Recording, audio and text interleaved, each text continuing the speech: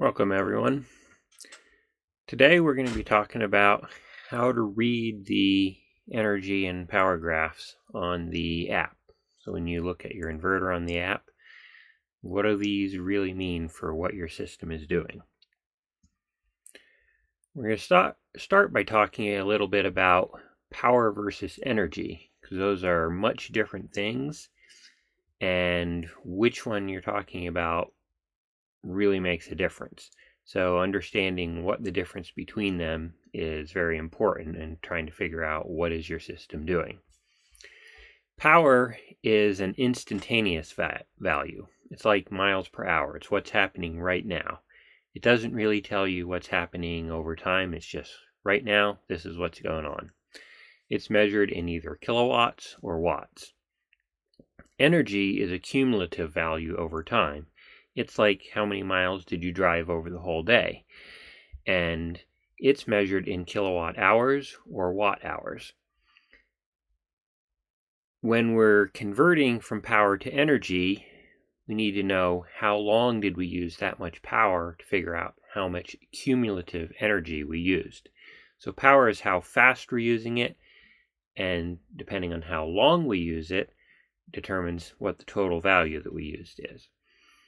So an example would be, say we're using 5 kilowatts of power. That's how fast we're using power. And we keep that up for 6 hours, we get 30 kilowatt hours cumulative energy used. Usually when we're looking at our PV system, we're interested in the cumulative values. How much did we use over an entire day? How much did we store in our batteries? Batteries are rated by how much energy they can store. How much did we produce from solar over the entire day? So we're interested in those cumulative values most of the time. When we're designing the system, we do have to be concerned about the power, how fast we're using it. That determines how big of an inverter we have. That's also the rating on the solar panels, how fast can they produce power under full sun. But really what we're interested in on the solar panels more is how much energy did they use over the entire day, or how much energy did they produce over the entire day, not what was the peak power in the middle of the day. That's interesting, and that lets us know whether it's performing as well as expected, but really that cumulative energy over the whole day that we're matching up against the cumulative energy that the house used is really what we're interested in. So keeping power versus energy clear when we're looking at these graphs is important. And we'll talk about this a bit more once we start looking at the graphs. When we first log in, we're going to see a summary screen. This is what's going on right now. We can see these are mostly power numbers, how much power the solar is producing, 3.17 kilowatts. How much power is coming in from the grid, 1.57 kilowatts. We are currently charging the battery at 164 watts, and this is telling us how full the battery is. It's 97% full, so it's almost full. Tells us how much power the home is using, and if we have smart loads set up, how much power the smart loads are using. So this is kind of a snapshot. What's our instantaneous power right now? It's also telling us what is the inverter doing. It's on grid, so it's connected to the grid, and it's set for self-consumption. Self-consumption tries to essentially run as much as we can from the batteries and solar and use the grid kind of as a backup. But depending on some of the other settings, varies how much we actually use the batteries. So don't worry too much about that. That's more in the settings and stuff that the installer sets up.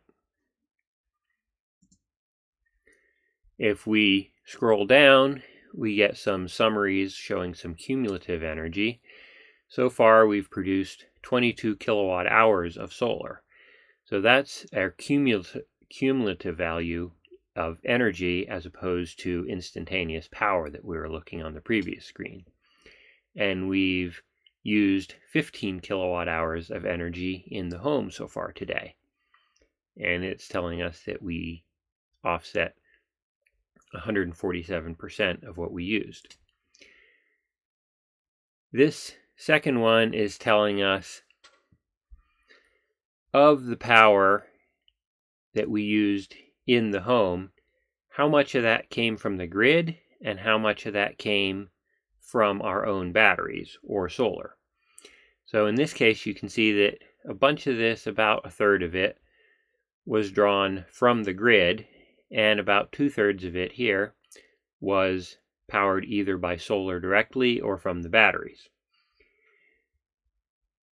Now, this may seem a little weird because we've generated more solar than we used, but often we set up the system so that at nighttime, especially during low electricity rate times, it draws power from the grid, but then during high electricity rate times, it'll draw power from the batteries, and then it'll sell extra power from the solar during the midday. So depending on exactly how your system is set up, you might see different sort of numbers here.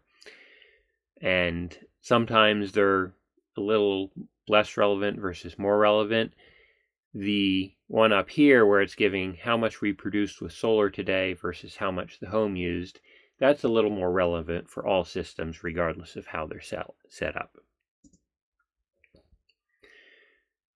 If we scroll down farther, we'll see different selections we can select. These are the selections if you're logged in under an installer login. If you're just under user login, it'll be different. But the energy one right here is the important one that we're going to be talking about today, about what is the system doing. When we first connect here, we'll see daily graphs. We can select from 4 options up top here, either the home, solar, battery, or grid. And it'll give us graphs of what's been going on with that source over the day. It gives down below kind of a pie graph of what percentage was doing different things. And this graph here is kind of the power over the whole day. You can see the power is going up and down, and the different colors mean it's coming from different sources. We'll talk about that in the next slide, about what those different colors mean for these different sections. But you can see that our power, our instantaneous, it's going up and down, but it's higher here in the middle of the day, and it goes up and down quite a bit. This is pretty typical of how typical homes use power. It's not really consistent. It tends to go up and down a lot as things turn on and off in the house. We can select either daily graphs, or we can select a full month or a full year of data. If we click where's my cursor? There it is. If we click this button right here, it'll let us bring up a calendar and pick whether we want one day, or we can pick a specific different day to look at, or pick years or months instead of just a particular day. We'll look at some of the monthly graphs towards the end.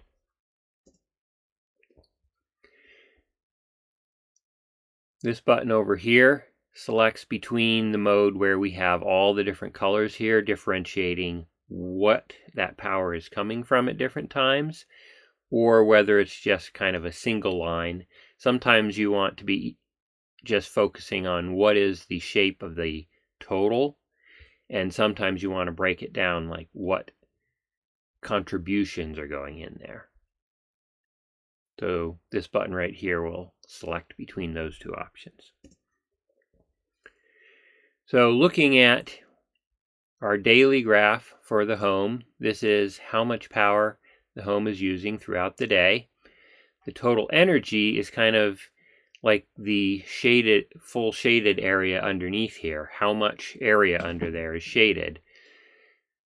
And you can see that if we have higher power levels, we're going to have more area under there over time than lower power levels. Here, green is coming from the batteries. So that's where we're powering our home, from the batteries, not drawing from the grid. Gray is drawing from the grid. Here you can see sometime in the morning we switched from powering the house from the batteries to powering it from the grid. And then when the sun came up, that's the yellow, that's powering the house directly from the solar. So you can see where the different contributions came from. If we pick solar up here, then we get a graph of how much solar production are we getting throughout the day, and we get different colors depending on where is that solar going. Green solar is recharging the batteries because we drained them overnight. Blue is going to powering the home, and gray is extra solar that's getting sold to the grid. In this case, you can see that in the morning we had good sun and we were mostly recharging our batteries, sending a little bit to the house. And then once the batteries are full, we're powering the house with the blue, and we're selling the extra amount from the gray. But also, looks like we've got some clouds came in, and our solar production is a lot less in the afternoon than it was in the morning right here. So you can kind of see whether you've got a nice clear sunny day, that'll be a really smooth curve that goes up and then down, or a cloudy day where it goes up and down and is choppy, or a fully cloudy day might just be a really low graph instead of a nice tall one. But you can also see our total cumulative energy generation for the day here. If we select the battery, that shows us what has our battery been doing. And you can see here, blue is discharging the batteries, green is charging the batteries. So we've been discharging the batteries, and then this is where it switched to powering the house from the grid. It's just kind of sitting there. Sun comes up, we charge the batteries until they're full, and then in the evening we're discharging the batteries again. Sorry about that. This one right here kind of shows the charge level from 100% at the top down to 0%. And you see that we were discharging until we hit this level, and it said that's enough for the night. We're going to switch back over to using the grid because our batteries are too deeply discharged. Then when the sun came out, we pretty quickly recharged them, and then they're sitting at 100% until the sun goes down, and it starts discharging again in the evening. Finally, if we select grid over here, it'll show us what's been going on with the grid. Here we can see blue is buying from the grid. That was in that early morning before the sun came up and when our batteries were discharged too much, so we ended up using power from the grid. And then gray is we're selling power to the grid. That's our extra solar. And in this case, this system, quit bouncing around. In this case, this system has a cap for how much we're allowed to sell to the grid. So that's why we see this kind of flat line here, selling to the grid. Normally you would see this kind of be an inverse of the solar production where it goes kind of a curve going down and then back up towards the end of the day. And then in the evening, this is when we're drawing power from the battery instead of the grid, probably because we have higher electricity rates at that time. So we've got just little tiny blips from the grid, but essentially no power being drawn from the grid. Now, if we go to the monthly graphs, we get a little different view, but it's essentially kind of the same information. Now, these graphs are just showing us energy for each day. So this isn't a power graph like we were looking at before. This is cumulative energy for each day, and we can see how much the home used. That's kind of the total height of all three of these colored bars. It goes up and down from different days. and we can see how much we drew straight from solar. That's the yellow portion. We're doing pretty good, around, says 47% straight from solar for the month. The green portion is how much we're drawing from batteries. That's 34% for this month. See, it's a good portion most days. And then the gray portion is how much we're drawing from the grid each day. So we do have a portion of time each day where we're drawing from the grid for the house. And that's going to be that morning time when the batteries have discharged and we still have things on the house on, so it switches over to using the grid until the solar comes back up. Looking at the monthly graphs for the solar production, we can see where is our solar going each day of the month. We've got blue, that's what's going straight to the house. Green is recharging batteries because we've drained them each night. And gray is what we've sold to the grid.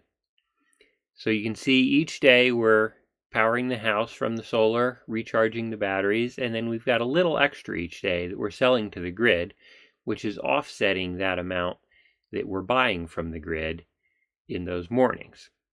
Depending on how your rate schedule works, that may be a direct offset or it may not be.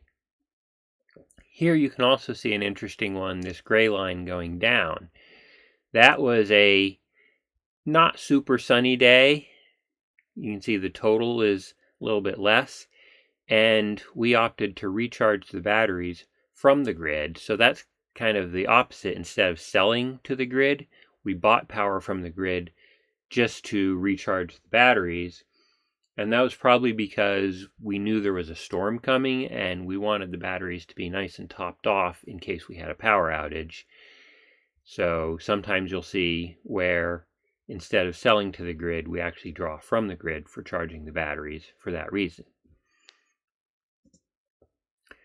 Looking at the battery, we can see green is charging the batteries and blue is discharging the batteries. So you can see each day we charge and discharge the batteries quite a bit. We're using our batteries a lot.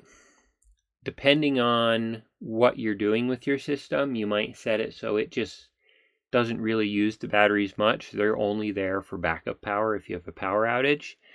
But if you have a utility that's charging really high rates in the evenings, which a lot more of them are doing nowadays, you may want to operate from your batteries in the evenings and really use those batteries more instead of just kind of reserving them for power outages. And that's something your installer will work through and doing all the settings to do that. This case, you can see we're using these batteries pretty well each day. And if we look down here, we can see the little circle graph here, how much of the battery charging is from solar and how much is from the grid. In this case, it's almost all from solar, with that one day where we said we charged from the grid in preparation from a storm showing up as gray there. Some utilities and some tax credits and incentive programs will have regulations on how much you can charge from the grid versus solar and still qualify for rebates or credits or such. And so you may opt to turn off charging from the grid and only charge from solar because of certain credits or incentive programs that only want you charging the batteries from the solar. In this case, you can see we're pretty close to 100%, but we're not quite there. Looking at the monthly for the grid, you can see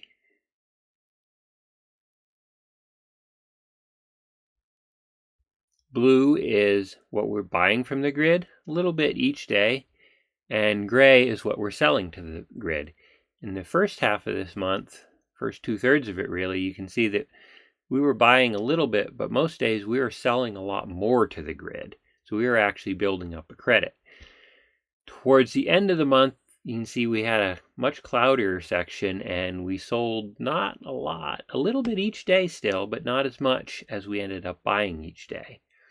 Over the whole month, we ended up selling a net of 199 kilowatt hours to the grid.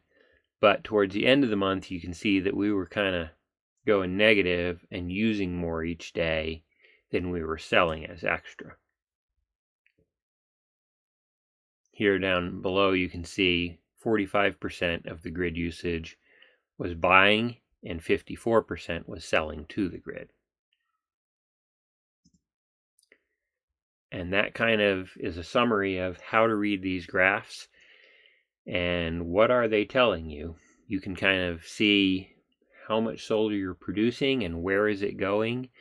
When is your house drawing power? Is it drawing more in the evenings, in the middle of the day?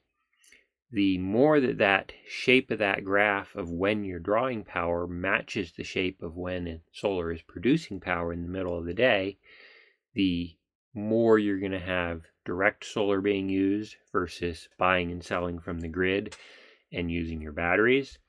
It's not a bad thing to use your batteries, but using it directly is going to be your cheapest. So just kind of looking at those graphs, you can see for your house, what times of the day do I use power? Could I move it to when it's being produced and get more benefit and use my batteries less? Or what times of the day is the grid charging the most? And can I get my system programmed such that during those times where the grid is charging a lot, I'm not using it? I have a nice flat line close to zero during those times, and I'm drawing from my batteries. So a lot of things you can tell looking at these graphs. I'd encourage you to just spend a little time looking at them on like a typical nice sunny day, on a less sunny day, get an idea of what they look like, and then after a while you get to the point where you just check them like once a month and see, how's it doing? What's my summary for the month? But it's interesting to look at the individual day and see how these different components actually work and what they're doing. You got any questions, you can email me, zeke@midnitepower.com or support@midnitepower.com. And that wraps up this presentation.